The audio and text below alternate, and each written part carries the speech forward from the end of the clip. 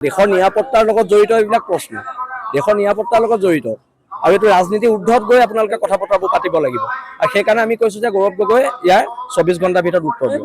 যদি সঁচাকৈ পাকিস্তান লিংক আছে এইটো এটা ভয়ানক কথা হৈছে স্পষ্ট কথা ভয়ানক কথা হৈছে আৰু ইয়াৰ বিৰুদ্ধে প্ৰতিবাদ হ'ব কাৰণ দেশৰ নিৰাপত্তাৰ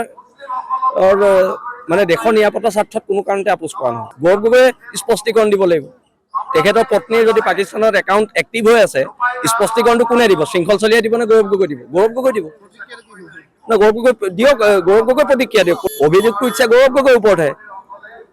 তেওঁ দিয়ক গোটেই স্পষ্টীকৰণ দিয়ক তেওঁ যে নহয় সেইটো তেওঁ প্ৰমাণ কৰক গৌৰৱ গগৈ ইয়াৰ ৰিপ্লাইটো দিয়ক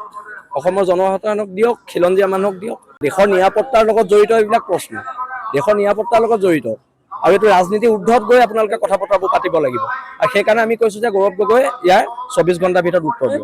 যদি সঁচাকৈ পাকিস্তান লিংক আছে এইটো এটা ভয়ানক কথা হৈছে স্পষ্ট কথা ভয়ানক কথা হৈছে আৰু ইয়াৰ বিৰুদ্ধে প্ৰতিবাদ হ'ব কাৰণ দেশৰ নিৰাপত্তাৰ দেশৰ নিৰাপত্তাৰ স্বাৰ্থত কোনো কাৰণতে আপোচ কৰা নহয় গৌৰৱ গগৈয়ে স্পষ্টীকৰণ দিব লাগিব তেখেতৰ পত্নীৰ যদি পাকিস্তানত একাউণ্ট এক্টিভ হৈ আছে স্পষ্টীকৰণটো কোনে দিব শৃংখল চলিয়াই দিব নে গৌৰৱ গগৈ দিব গৌৰৱ গগৈ দিব না গৌৰৱ গগৈ দিয়ক গৌৰৱ গগৈ প্ৰতিক্ৰিয়া দিয়ক অভিযোগটো ইচ্ছা গৌৰৱ গগৈৰ ওপৰতহে তেওঁ দিয়ক গোটেই স্পষ্টীকৰণ দিয়ক তেওঁ যে নহয় সেইটো তেওঁ প্ৰমাণ কৰক গৌৰৱ গগৈ ইয়াৰ ৰিপ্লাইটো দিয়ক অসমৰ জনসাধাৰণক দিয়ক খিলঞ্জীয়া মানুহক দিয়ক